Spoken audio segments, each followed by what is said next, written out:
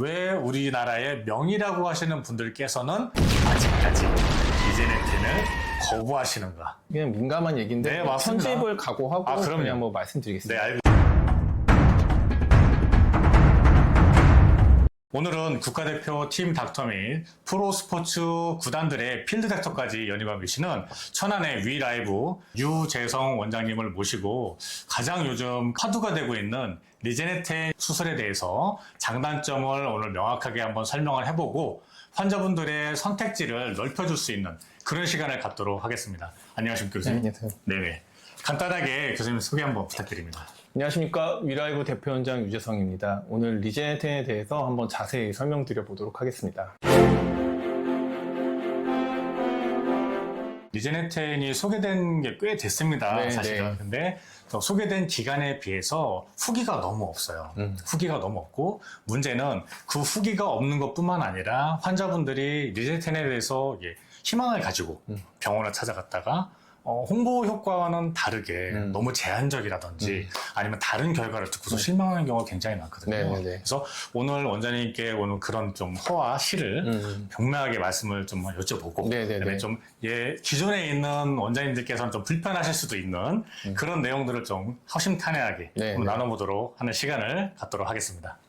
최근에 이제 저희가 견주관절 쪽에서 가장 핫한 이슈라고 하는 게 이제 리제네텐입니다. 네. 유튜브나 이런 병원 자료에서 리제네텐 굉장히 좋아요, 회복도 빨라요 이런 영상만 보고서 있다가 후기가 안 좋아서 저희가 이제 사실은 뒤로 좀 미룬 시술법이 되겠습니다. 근데 그 수술법에 대해서 우리 원장님께서는 굉장히 공신력 있는 논문 결과를 갖고 계시기 때문에 저희가 이번에 그렇다면 한번 과연 얼마만큼의 우리가 신뢰성을 가질 수 있는지 거기에 대해서 한번 같이 설명도 들어보고 저희들도 환자의 입장에서 한번 바라보는 그런 시간을 갖도록 하려고 합니다.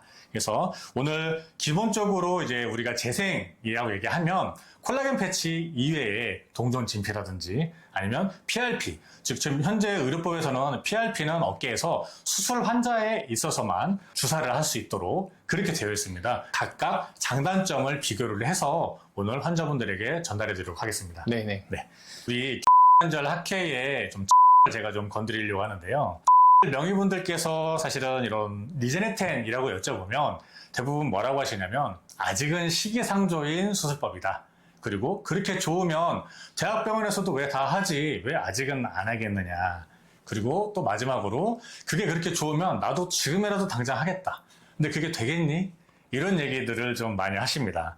저희가 알고 있기로는 초반에 완전 파열까지도 리제네텐으로 회복이 된다라고 하는 어마어마한 소식을 들어서 부라칠 때 절대 보지 마라. 정말 그런가에 대해서 저희는 좀 궁금함을 좀 많이 갖고 있습니다. 국내 최초로 리제네텐의 임상 결과 논문을 발표하신 원장님께서 그런 부분에 대한 것들을 좀 명확하게 얘기를 해주시고 환자분들이 정말 궁금해하시는 부분을 얘기해 주셨으면 좋겠습니다. 그 리제네텐에 대한 그런 기존의 봉합술과 비교했을 때 어떠한 차이점이 있는지 한번 소개를 해주시면 감사하겠습니다. 리제네텐은 보빈 콜라겐이라고 하고요. 네. 이제 소의 아킬레스에서 콜라겐 세포들을 응집해서 만든 패치입니다. 네네. 그래서 콜라겐 세포이기 때문에 조직의 재생을 돕고요. 네. 그래서 재파열률을 떨어뜨리고 또한 그 힘줄 위에 한 약 2에서 3mm 정도를 더 두꺼워지게 하는 효과가 있는데요. 네. 이것 때문에 통증도 더 경감시키는 것으로 많이 알려져 있습니다. 네네. 지금 미국에서 논문이 나온 지는 꽤 많이 됐어요. 벌써 약 한 50여 편 이상의 논문이 발표가 되고 있고 굉장히 유명한 그 학술지의 리제네텐의 효과에 대해서 요약해서 쓰신 말씀이 있는데 약 한 50% 이상의 두께의 부분 파열은 보존적 치료로 실패를 하는 경우가 많습니다. 네, 맞습니다. 네. 그럴 때 봉합술을 대신해서 대안으로 쓸 수 있는 방법으로 리제네텐이 굉장히 좋을 것이다 라는 말씀을 하셨고요.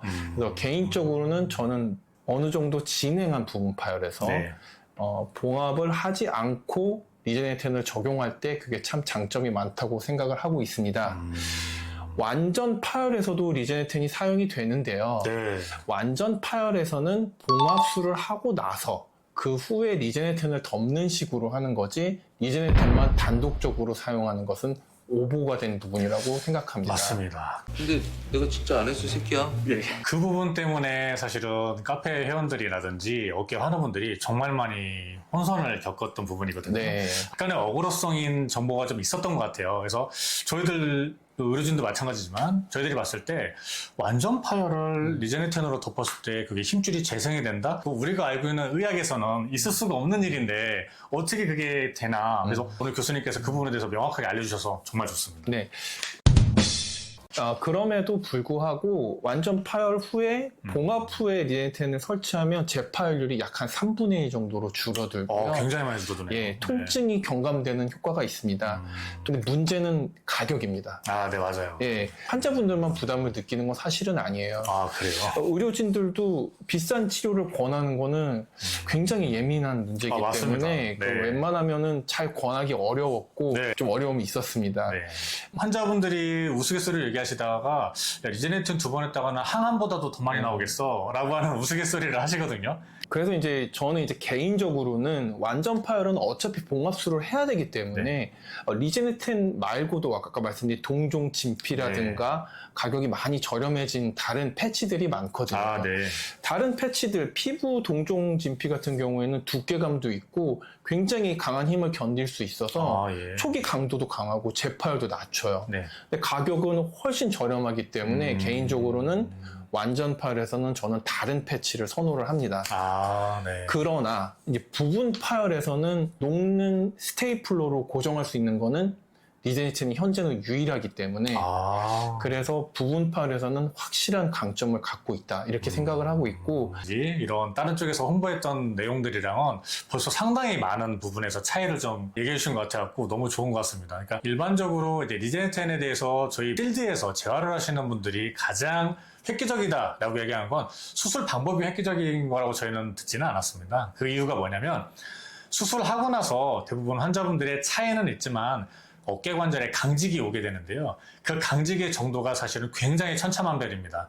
어떤 분들은 나는 평상시에 유연하니까 강직이 도르겠지 라고 생각을 하지만 그렇지 않습니다. 유연하다 하더라도 수술 후의 강직은 훨씬 더 심한 케이스들도 저희가 많이 봤고요. 또 어떤 분들은 굉장히 저분은 뻣뻣하니까 수술 후에도 굉장히 힘들겠지 라고 했는데 한 달도 안 돼서 자력으로 180도 거상을 하는 그런 웃지 못할 일들도 많거든요. 수술 후에 강직이 얼마만큼 적게 되는 그런 수술법이냐. 환자분들이 봤을 때도 재활이 편하다는 얘기는 그만큼 고통이 적기 때문에 그런 부분에서 훨씬 더 회복이 빠르지 않을까라는 그런 장단점이 있을 거라고 생각합니다.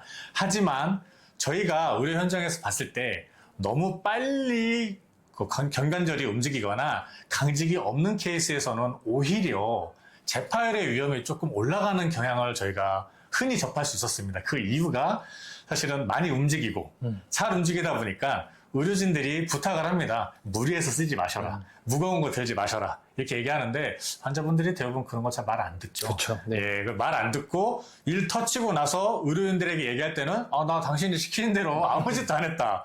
근데 아무 짓도 안 했는데 멀쩡한 힘줄이 터질 리는 없거든요. 개새끼 욕을 못 하겠네. 리제네텐이 지금 사실은 수도권에서 굉장히 좀 이미지가 안 좋습니다.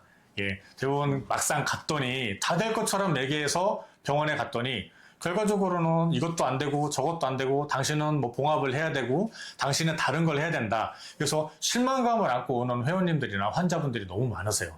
근데 그 이유를 알고 봤더니 우리가 알고 있기로는 리제네텐은 전부 다 된다고 알고 있었는데 막상 갔더니 지금 원장님께서 얘기하신 대로 가장 좋은 거는 완전 파열의 경우에 봉합판 위에 덧대주는 형식이고 또 그게 아니라면 부분 파열 같은 경우에 보강을 해주는 형식으로 되었을 때 가장 효과가 좋은 걸로 말씀하셨잖아요. 네. 근데 다른 매스컴에서는 대부분 뭐 전후 여하를 가리지 않고 모든 어깨 파열에 다 된다라고 알고 있는 거예요. 그렇다 보니까 이제 환자분들이 나도 되나 봐 해서 우하고 몰려갔다가 다 잘린 거죠. 결과적으로는 그럼 리제네텐 별거 아니래. 야 비싸기만 하고 나 안 된대. 이렇게 되는 거죠. 그래서 그런 부분에 대한 좀 명확한 얘기를 왜 견주관절 학회에서 왜 우리나라의 명의라고 하시는 분들께서는 아직까지 리제네텐을 거부하시는가. 여기에 대해서 조금 더 명확하게 한번 말씀을 해주셨으면 어떤가. 그냥 민감한 얘기인데 네, 맞습니다. 편집을 각오하고 그럼요. 그냥 뭐 말씀드리겠습니다. 네, 알겠습니다. 그리고 리제네트에 대한 또 어떤 사람들 너무 과잉 신뢰 이 모두가 이제 어떤 새로운 테크닉이 들어올 때 생기는 자연스러운 현상이라고 저는 생각을 하고 네. 있고요. 우리나라 들어온 지 저희 한 2년도 되지 않았어요. 그래요? 네, 미국에서는 한 2014년부터 나왔기 때문에 데이터가 오. 굉장히 좀 많이 쌓여 거의 있고요. 10년이 됐네요. 예. 사실은 명의라고 하면 기본적으로 우리가 믿고 갈 수 있는 분들이라고 하는 이미지가 좀 있습니다. 굉장히 많은 도움이 될 것 같습니다. 이 리제네트는 보시다시피 약 한지 같은 느낌이에요. 네. 한지. 얘가 기계학적 힘을 갖지는 않습니다. 네, 이게 네. 핵심입니다. 네. 얘는 재생을 시켜주는 힘줄의 세포가 마치 정상주식과 구분이 안 될 정도로 유사하게 생기는. MRI로 봤을 때는 두께가 한 2, 3mm 더 증가했네요. 두꺼워진다. 네. 그런 결과들이 보고되고 있고 논문에서는 한 분이 어깨에 약간 물이 차서 직접 내시경으로 수술 후에 들어가서 보셨어요. 네, 그랬더니 이렇게 잘 재생이 돼 있습니다. 여기 이 하얀 부분이 회전된 게. 이제 근데 구분이 안 될 정도로 이렇게 그러네요. 잘 재생이 돼 있고 이제 부분적으로 좀 떼내서 이렇게 병리학 검사했더니 이것도 구분이 안 될 정도로 잘 돼 있고 관절 쪽에서부터 찢어지는 거고 맞습니다. 이거는 견봉 쪽에서부터 찢어지는 네. 겁니다. 물론 이렇게 두께 4분의 1 정도 포함된 이런 건 너무 경미하기 때문에 수술적 치료 대상은 아닙니다. 네. 1차적으로는. 그리고 이렇게 50% 이상이 파열된 이런 거는 리제네텐만으로는 부족합니다. 네. 여기서는 봉합을 하셔야 되고 이제 가장 좋은 점은 요쯤 부분 파열은 명확하고 아직 꼬맬 정도는 아닌데 뭐 주사나 저희가 뭐 근력 강화 운동을 충분히 하고 그랬는데도 해결이 안 되는 분들 네.